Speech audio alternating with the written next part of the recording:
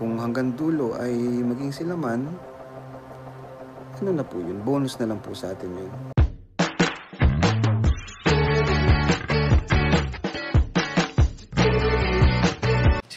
Si Kuya Jens, ano yan, reactor natin yan. Official reactor. Hello mga kalingap! Welcome back sa aking YouTube channel, The Square Gen. So kung bago ka lang sa aking YouTube channel, huwag niyo pong kalimutan mag-subscribe at click the bell button para like yung updated sa ating mga bago-upload na video. At huwag po natin kalimutan suportahan ng Butim Kalingap sa panguna ni Kuya Val Santos Matubang, Ate Edna Vlog at syempre Kalingap Rob. At pakisuportahan din po ang aming mga kasamahan sa Butim Kalingap. Nandiyan po ang K-Boys, Kalingap Partner, Kalingap Reactor at lahat po ng charity vloggers sa buong Pilipinas sa tumutulong sa mga kababayan natin na lahat may hirap. Suportahan po natin lahat, guys.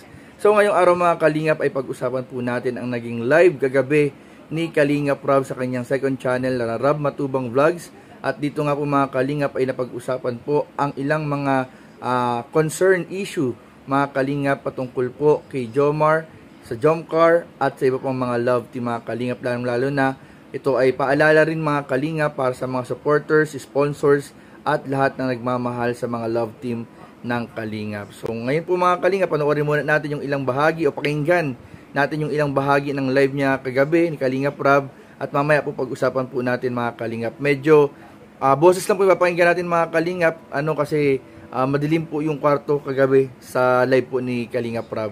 So tara, panoorin na po natin o pakinggan po natin mga Kalingap at mamaya pag-usapan po natin in 5, 4, 3, 2. Meron pong issue mga Kalingap. Hindi po natin pwedeng baliwalain yan kasi alam nyo na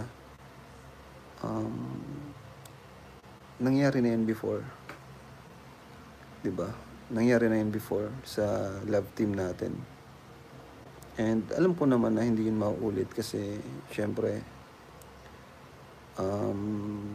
kilala ko si Papa Joms and grabe yung respect namin sa isa't isa ni Papa Joms. Sobrang close kami and best friend talaga kami ni Papa Joms.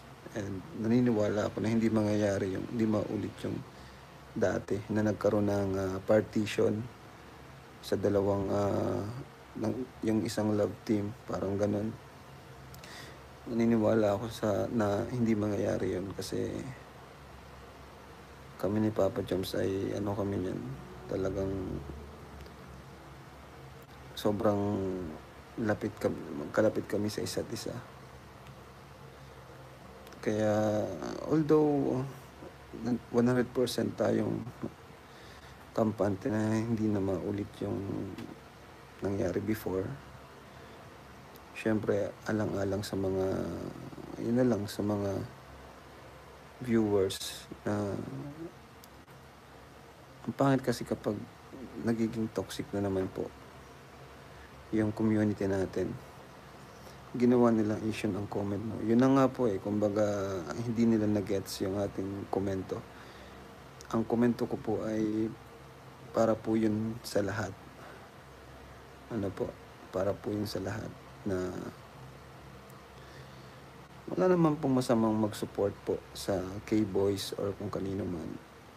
Pero sabi ko nga, huwag tayong masyadong maging panatiko sa love team or maging focus sa love team masyado. Kasi ayaw ko na rin po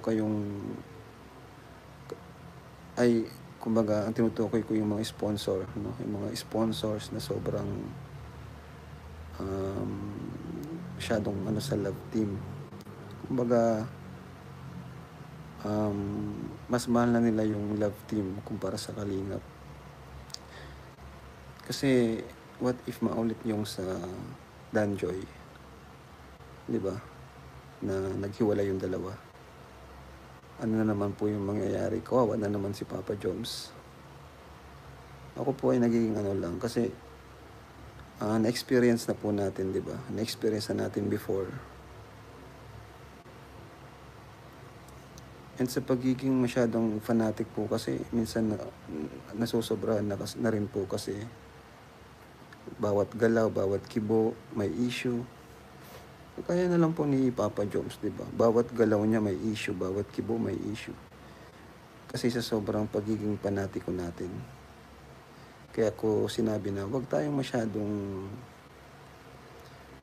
mag-focus sa ano. Kumbaga, enjoyin lang natin yung vlog. And sabi ko nga, ginawa natin yung serye para sa ating beneficiaries. Ay Carla, Viancy, and kung hanggang dulo ay maging sila man, ano na po yun? Bonus na lang po sa atin yun. Di ba? Yun po ang ibig kong sabihin doon. Kasi pag naging kagaya nung sa Danjoy, di ba? Masyado nating kumbaga masyado tayong na-attach dun sa Danjoy. Then, ang nangyari, naghiwalay. Ngayon, sumabog. Nabash si Dan. Yun po yung ibig kong sabihin. Ako po ay advance lang po ako.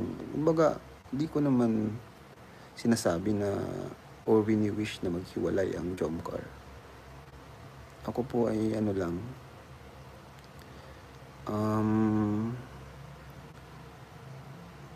kumbaga advice.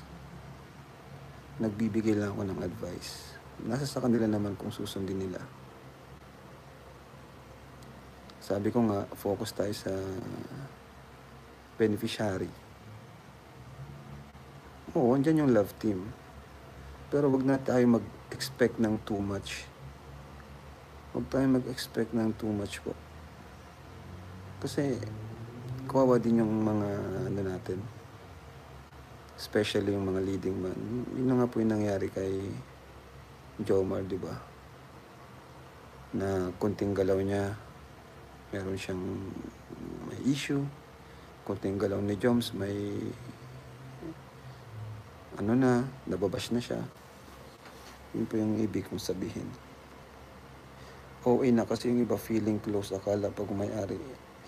Yan po yung ano, yan po yung yun na nga po, no?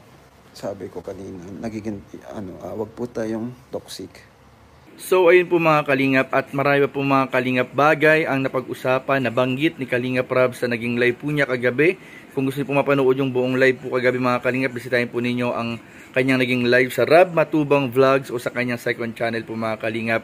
At doon nga po marami pong nabanggit si Kalingap Rab na paalala, babala, at sana po mga kalingap ay ito ay magsilbing warning po, ano? At syempre mga kalingap, gagawin din po natin yung the best na kaya po natin, lalo na sa mga nagmamahal at sumusuporta sa Jomcar, na Jomcar protect, mga kalingap, ano, protect Jomcar mga kalingap ang gagawin po natin sa pamamagitan po mga kalingap ng pag-ignore sa anumang mga bagay na maaring pagmulan po ng issue, sa mga bagay po na maaring makasira, ano, sa Jomcar. Ano mga kalingap, ito nga mga kalingap, pag-usapan natin kagabi sa live ko, na iwasan po natin, ano, para hindi po matuloy yung mga usap-usapan mga kalingap at yung ibang mga bagay mga kalingap na maaaring maka-apekto sa Jomcar, ay iwasan po natin mag-open ng mga topics na maaaring pagmulan ng issue, lalong-lalo mga kalingap sa mga negative post, negative comment na mga nakikita po natin sa social media. Ignore na lang po natin mga kalingap.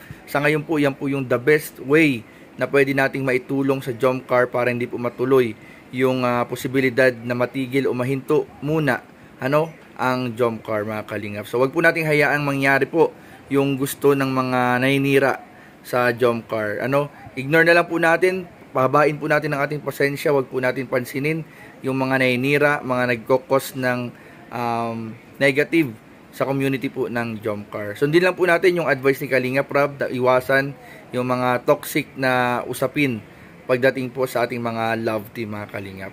So yun lamang po, at maraming po salamat sa panonood. Please don't forget to like, comment, share, and subscribe sa ating mga video.